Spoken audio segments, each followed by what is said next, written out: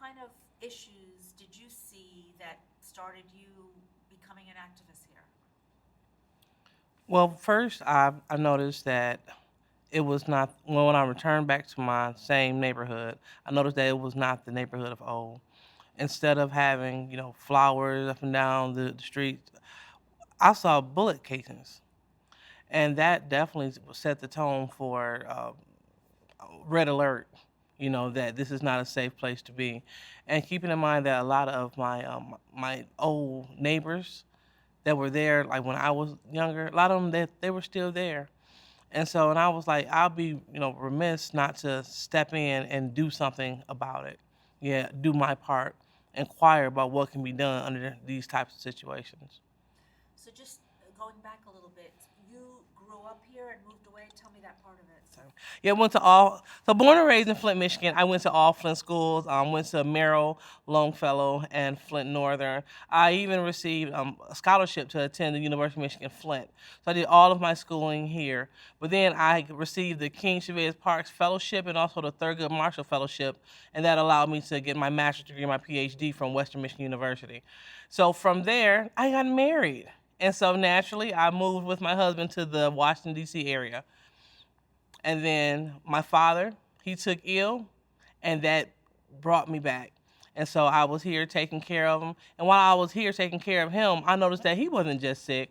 I noticed that my community was sick as well. And it was, and looked like I had to take care of both. So I began to, continue to give him his care, began to form alliances with like the Michigan State Police because we were seeing bullet casings on our streets. Now, that's not a safe place for the kids to play. Blight all over the place. People were just throwing trash all over the place. I became a park adopter. So simultaneously leveraging the two, my dad untimely, passed away. But I said I would be remiss if I was to pack up the house, go away back where I come from. I reclaim Flint. I boast about being proudly from Flint, and I will be, I'll say, disingenuous if I didn't stay and help the place that I'm so proud to claim. So that's how I got back here working in this capacity. Man, it sounds like this community's lucky to have you have made that decision. How did it feel? You said earlier about it used to be flowers and a community that took care of itself and that was thriving. Hmm. How did it feel to see it degraded, and why do you think that happened? I mean, it was very hurtful because a lot of people they have retired, and when you retire, you are looking to enjoy the fruits of your labor. So that means enjoy the home that you paid for and things. So to see that people were feeling forced to choose between staying in their home or moving away because out of fear, that was very hurtful. And just to see a neighborhood like that was once thriving, with restaurants all up and down the street, become a literal food desert. Yeah, so it was very hurtful, and it begs the question, like you said, how did this happen this way? But I can definitely see how, you know, flight, when you hear white flight a lot of times, but you experience black flight. So individuals that feel like, hey, you know what? I've done arrived. So when you arrive, you move to the suburbs. And that's what people begin to do, move to the suburbs for, I'll say, a bigger house or just to say I moved to the suburbs. But that's like, that's the status of making it. So right now, so what do you have? A whole bunch of empty houses that have been passed down, rented out, not kept up. So then you get what you have on the north side. But also, it's not just about making it, it's also about like fear, right? I mean, the schools, tell me if this is true, that the quality of the schools went down, that the services went down. Like, what else made people leave, do you think? Well, I'll speak coming from, I guess, an older millennial point of view. There's not many professional jobs here in the Flint area. So people like me, we had to go. If it wasn't for me taking care of my dad, I probably wouldn't have came back. I mean, those are just a fact. But think about those that do attempt to stick and stay. Where are they going to work? And no one's going to go to school for 6 years, get a master's degree to come back and be someone's secretary, or to make $10 to $12 an hour. No, this isn't the way it works. So people with education, they want to go with opportunity, but not just people with education. People without education, they would like an opportunity to make a living wage. So if those things aren't here, we're out of here.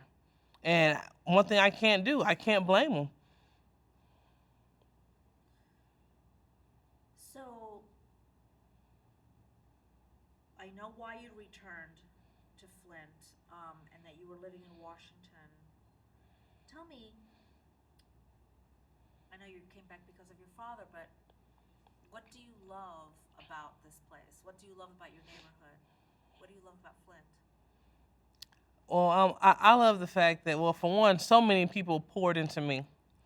So this isn't just, I'm not self-made. No one is self-made.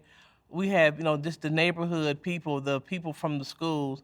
I have so many informal as well as formal mentors to help make me be the person that I am. So I wanted to come back, and help and give that. But wait a minute, but re-ask your question. I didn't answer that.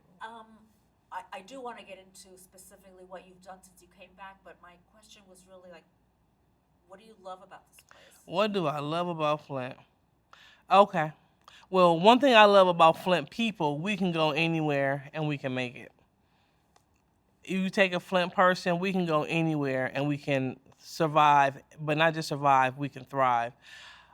When you go away, you notice the small things like the different food places. You cannot get Yaya's chicken anywhere outside of Flint. You can't get Roma's Pizza anywhere outside of Flint. No matter how many Jersey Mikes you might run into or Jimmy John's, you cannot get a Big John steak and onion outside of the area.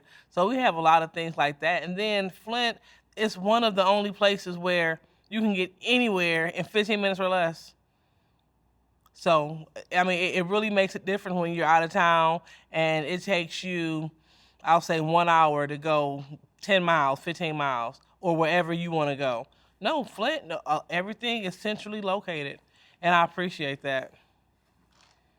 Tell me, when you came back, and I know the thing that motivated that was your father, what have you been doing since you've been back, and when did you come back? I can't even tell you when I officially came back to stay because I was always in and out of town. So always in and out of town. I just remember I packed up my suitcase and I just haven't been home. So I know that might sound a little weird because it is. But yeah, I really can't tell you. Probably sometime like 2018-ish. Mm-hmm. What have you been up to since you've been back? Well, I've been boots on the ground. I started the Sarvis Park Neighborhood Association, and I've been making moves, having events, hosting events, and being a park adopter, helping get rid of blight and just I'm bringing back pride to the area that I live in. That's what I've been doing. I've been helping establishing pride. And then I got elected to city council, so I've been tending to the neighborhood association things, looking to show someone so we can pass the torch, and then handling the city council business. That's boots on the ground. I mean, all the way on the ground and marching. What is I don't remember what you called it, the neighborhood association? The Sarvis Park Neighborhood Association. What does that do? So, what does it do? Well, first, it showed the neighborhood that we can collectively gather and make a difference. So we go out, so we throw parties and events at the park. So when people talk about placemaking, yeah, we're trying to perfect that on the north side. We write grants to improve and beautify the park. We also write grants for our homes. So we've written grants and we've received Ring doorbells for the residents, solar yard lamps, high LED, bright porch lights. Yeah, so just things to help keep the neighbors safe and show them that they're not forgotten. Are you speaking of North Flint? North Flint, yes. There's a woman here, Jerry. Winfrey Carter. Yeah, that's her. Yeah, and she was talking a lot about North Flint and the issues there and how she felt it had been forgotten. Well, I can't even say forgotten. I'll call it omitted. Yeah, because basically you're gonna, if an area is not fighting, then, and if the people that's making decisions, if they don't live there, they're gonna be omitted. They're gonna skip over them. I haven't heard of many, and this is just my take. How many policymakers are living on the north side? How many people that are over massive kinds of funding are really interested, invested, living, playing on the north side? Not that many. So you're not gonna see much investment going that way. So hopefully we can change that. Why is representation important? Because what they say, if you're not at the table, then you're on the menu. So ignorance is not bliss, and it's not an option. Ignorance got us the water crisis. So we have to make sure that we know what's going on. Otherwise, you're going to be a victim. What did the water crisis do to this community? I mean, I know the issues about the bad water, but like, what did it do to the morale and the hope of this community? It totally just eliminated all trust. I'm so sorry. If you could say the water crisis eliminated all. Thank you. Got it. The water crisis totally eliminated all trust for the residents. The residents, if you can't trust government, who can you trust? So right now, the I can't even tell you if people will ever use tap water again. Especially my parents, everyone, they are diehard. Nope, we better brush your teeth with that bottled water. It's that serious. So even when the water is totally fixed, the pipes are totally redone, then people are still going to be reluctant. No, I know they are. That's like a mortal wound, you know? Yeah. So it may take generations for trust to be established just to have a drink of water out your fountain. So besides the water crisis, or even before the water crisis, what would you say existed here that took away people's, I don't know, hope and pride, and I don't know, what conditions? Is it the automotive industry leaving? Like, what factors do you think contributed to issues here? Well, I would, hold on, let me see. So what factors help contribute to the conditions here?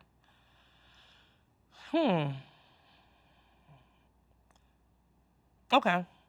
So several things contributed to where we are here in Flint. One of the things is having people in leadership that are self-focused. So when you are not focused on the people, you're not going to do what's in their best interest. You're going to do what's in your best interest. So so we've been, I'll say, politically negligent here. So instead of being informed voters, we look at the act of voting over being an informed voter. And that's really been one of the biggest downfalls in Flint. We're not looking at what people said they'd do for us. We look at name recognition, but that's a problem throughout the entire nation. We're too busy focused on who sounds familiar instead of who can do the job. And personally, I'd rather have someone not vote haphazardly, instead of, hold on, let me say it again. I'd rather have someone not vote instead of going to the polls voting haphazardly. That's even more dangerous. I think you're so right. I've never heard that before, but that's so true. It's better not to vote. Yeah, you go in there, you know what? It's a woman. I know plenty of people did. They said, I voted for everyone female. I'm like, but do you? Okay. That a girl. What is Courageous Woman magazine? So Courageous Woman is a publication created to inspire women, entrepreneurs, community leaders, just women in power. And we're talking about women that are up and coming all the way to women that are firm and established. So it's a great way to increase your platform as well. And you are I'm the managing editor for Courageous Woman magazine. How long has that been in existence? We just celebrated 10 years last year, so 11 years. Yep, 11 years started right here in the Flint area with just a dream and $35. Wow. So you really were in and out, because 10 years ago you were not living here I mean, yes, I also started Flint's first women's semi-pro basketball team called the Flint Lady Flames. So while I was in the midst of writing my dissertation, yeah, I was operating a basketball team here in the city. I mean, yeah, we did great, and we built morale, had a lot of great partnerships with the local school district. So yeah, we did great. Have you always been such a busy person? You know, I guess I have. I've always been busy, but I'm a visionary. So that's why I'm always moving because if I can perceive it, I try to make it happen. And Flint has so much possibility, that I mean, it's basically the possibilities are endless here in Flint. But we just need people that believe and people that are willing to get engaged and be present to make things happen. I mean, those are very pretty words. The possibilities are endless. But what makes you say that about Flint? Because I'm a stranger. Well, I say stranger. I'm no one special. I'm no one big. I didn't have any connections, but I was just one person that cared. And so when I came back home, I began to write grants that were available to everyone. I began to engage local law enforcement. They were available to everyone. So there are resources here that you don't have elsewhere. The fact that your kids can play a sport and don't have to pay. I mean, that's big. You can't go any place else in the nation for the most part besides Flint. A lot of things are just sponsored and free and at your disposal. So I just gathered up all the resources and then started the neighborhood association. And from there, we just began to make big changes. We began to be underneath the radar because people see that we're doing it. And what I'm doing is nothing that anyone else can do. I don't have any special superpower besides I care. That's my superpower. I care. Well, that's the main one, really. Yeah. What, in an ideal world, what do you wish would happen here? What do I wish would happen? Yeah. Like, what do you think would really help turn this place around? Hope. If every resident realized their power and had hope, this would be a different place because money and things like that, those are things that they come, they're liquid, they're fluid, they come and go. That'll come. But once you establish hope, hope begets pride, pride begets action. So once residents are fired up with hope, then they'll be able to see a tomorrow, see something better here in the city. That's great. What kinds of things are being done or should be done to address what you named earlier, blight? You said what type of things should be done? Yeah,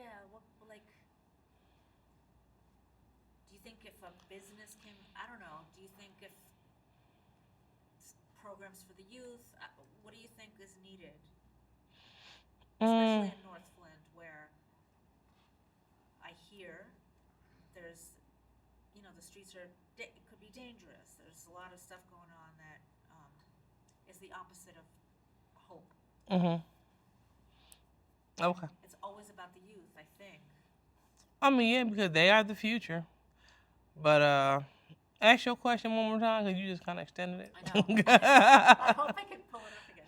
It's something about, what do you think would be a great thing to happen to, inject hope or to help the blight, what you call the blight of the neighborhood, which is I guess the houses disappearing and all this. What do you think will bring that neighborhood back that you remember? Oh, okay. So, I mean, it's a few different things. First, we have to, wow.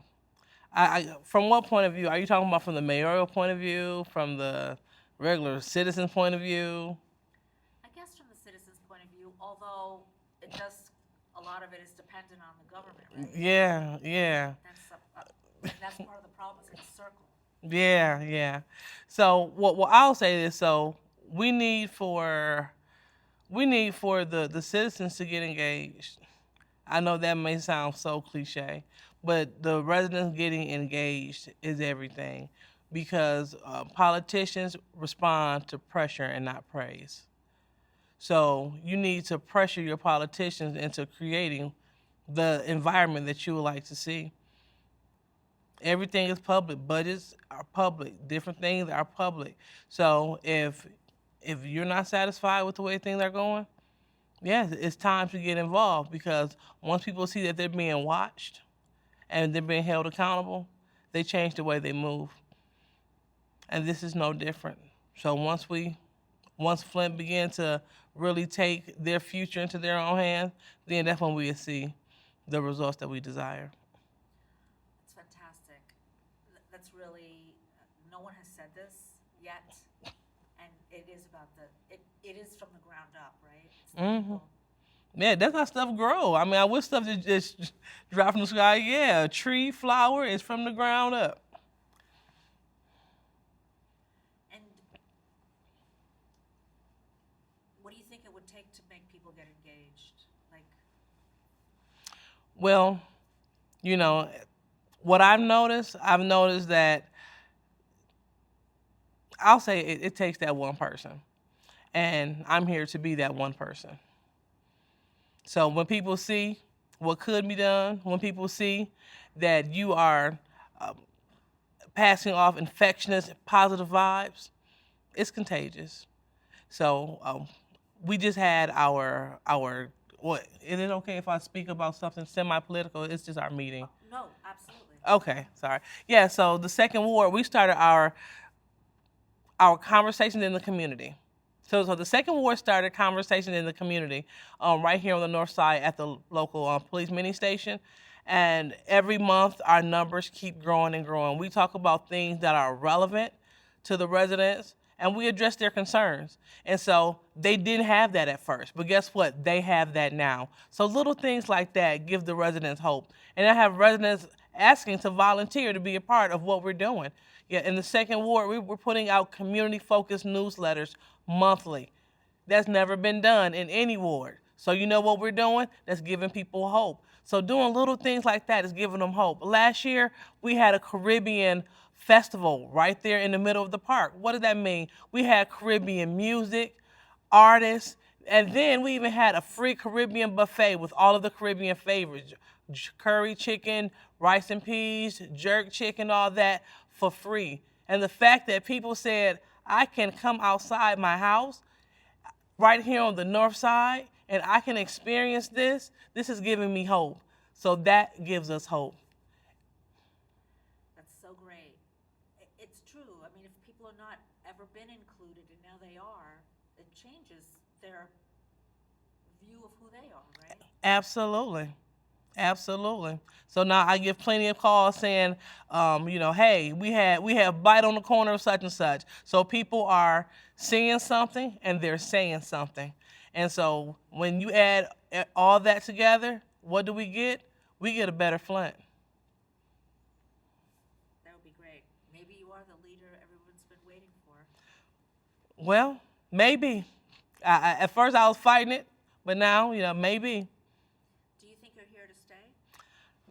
I don't know. I have no clue. This is definitely a divine assignment.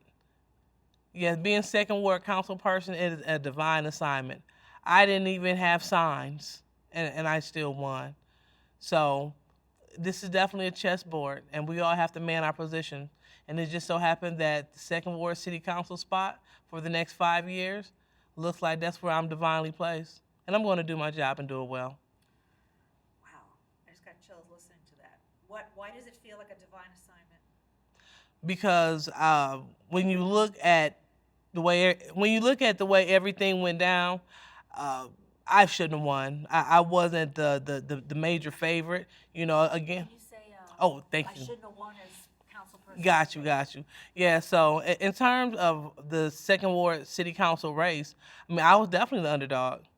Because I went away and came back. People were looking at me as a stranger. People were saying that I don't live here. We have people that I ran against that have extensive knowledge of government and been involved for years. We had people that had signs all over the place. And then I had to run against the incumbent. So I had to go, it was me against the world. So when you take that into consideration, keeping in mind that my campaign, we didn't spend over $1,000. We did not. And nor did I have signs. But I still came out and I won by a pretty good margin. So that just goes to show that it's something bigger than me in place. God, that sounds fantastic. Um, what are the positive impacts you've seen as a result of your neighborhood work? Like, and how does that make you feel? I've seen so many positive impacts as a result of my neighborhood work. Well, for one, the neighborhood is brighter because of the 25 solar lamps that we laid last year. The neighborhood is more cohesive because when you're riding down the street, you see people blowing and waving. So it's like a big like a coming together. Yeah, like where people are having pride and living where they are, and they don't just go in the house and say, I'm going to mind my business. We have people now sitting on the porch, yeah, waving as you drive by. So those things are very important and a step in the positive direction. What's the significance of the solar lamps? Well, when you look at fighting crime by environmental design, they talk about lighting, how that's important, because lights, they keep crime away. So that no one wants to be in the light. So the fact that we are placing lights, yard lamps, solar yard lamps in people's residence, yeah, it allows for them to illuminate their neighborhood, which will keep crime away. And make people feel safe. Right. And then they're just so cute. So they also help out with the aesthetics of the home. Do you live in that neighborhood now, North Flint?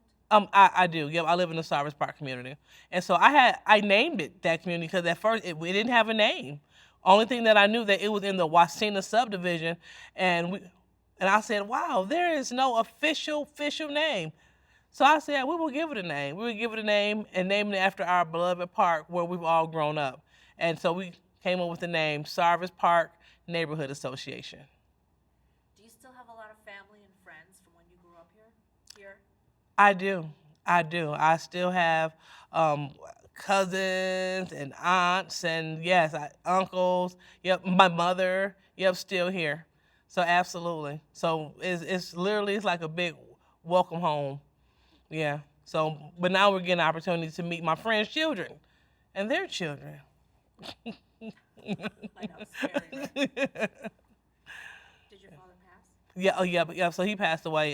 It was January 16th, 2020, right before COVID. So, but I said he gave one heck of a fight. Oh my God! And then there's COVID. Right. Yeah. So just imagine it was lockdown and then grief and lockdown, but it was a very trying time. But out of that, it inspired me to create a grief and loss luncheon.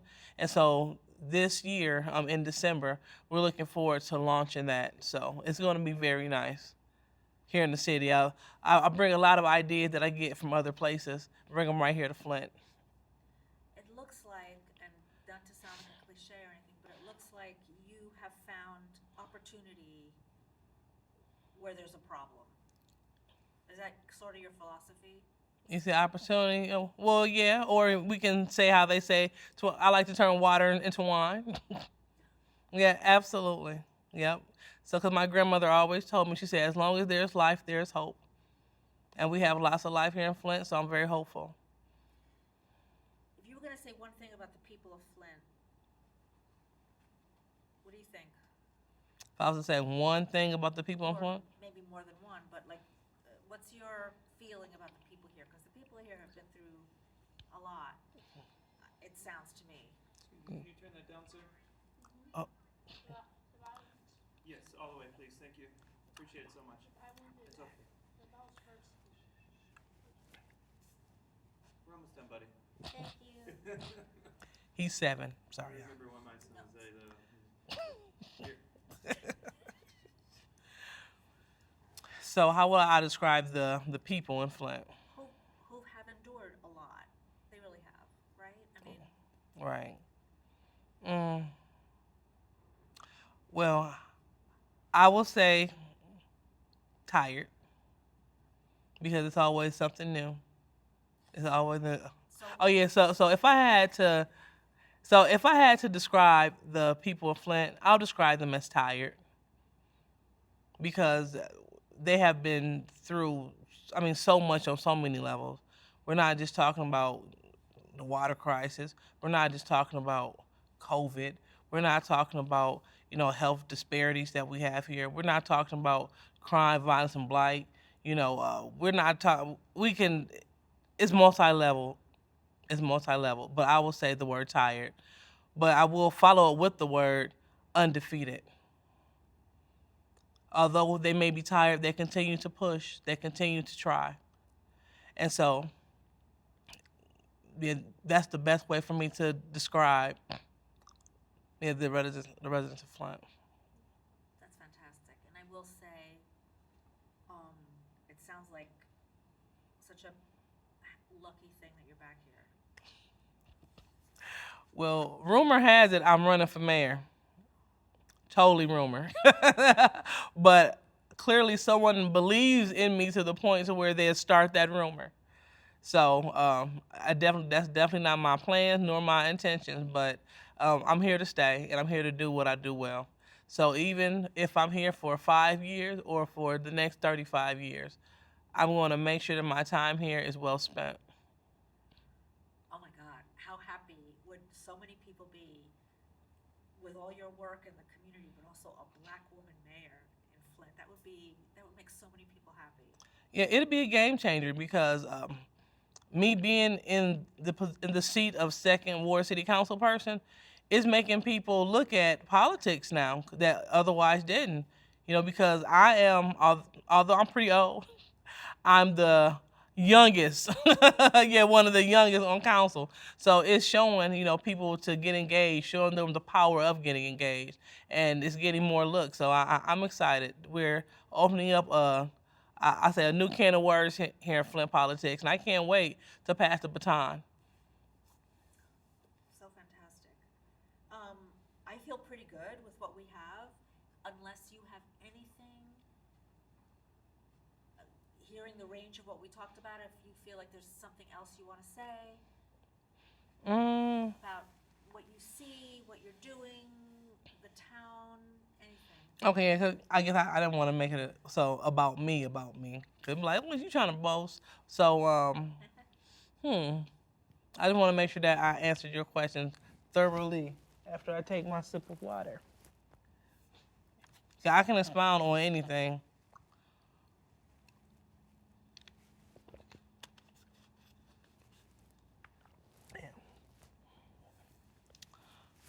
Let me just ask you this. When you left here and when you went to be educated, you left town and everything, what skills did you acquire outside that really helped you when you came back with all the things you're doing here? Okay, wow.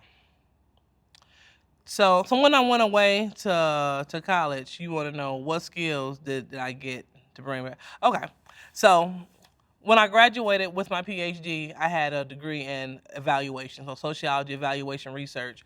So I worked on a $6 million SAMHSA-funded grant in Kalamazoo, and it taught me how to collect data from sensitive populations. And so I gained that expertise. So when I went to D.C., I was the partner of an evaluation firm called Meaningful Evidence. So I learned how to go into populations, get data, but also bring that data back to the population from which I extracted it from. So that's one big thing that I learned that's very useful. Oh, yeah, because that would really feed into when you come here and look around and evaluate what you see. Yep. So, but hold on, I think I probably can answer it a little better for you though. Okay, so let me get your question back. Give me a question back. It was about you lived in D.C., you got this higher education. What skills did you acquire in the outside that when you came back to Flint really helped you with all the things you're doing here? Okay. And yeah, so from when I went away to D.C., I joined a lot of professional organizations, and they helped me be able to communicate and interface with almost anyone. So when I came back to Flint, it was nothing being able to speak to different decision makers and policy leaders and so forth. So yeah, so I really appreciated that. It helped me out with my boldness, because when you're in a city called, I don't even know, is it a city, Washington D.C. When you're in a big place like that, yeah, the big conglomerate, yeah, you got to learn how to talk and meet with different cultures. So yeah, so very important.